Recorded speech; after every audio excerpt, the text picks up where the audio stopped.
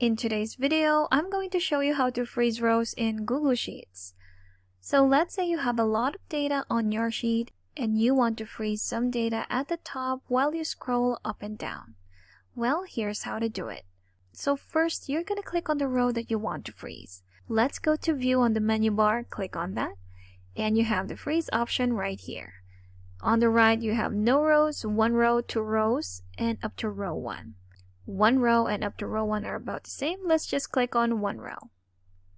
And you have frozen the first row at the top, so when you scroll up and down, it stays in place.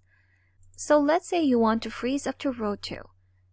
Let's do that by clicking on row 2, go again to View, click on Freeze, and 2 rows are up to row 2.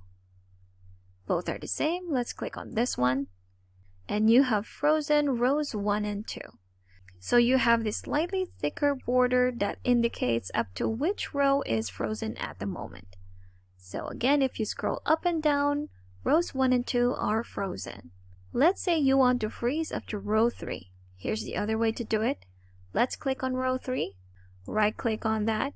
At the bottom, you have View More Row Actions, and on the top right, you have Freeze up to row 3.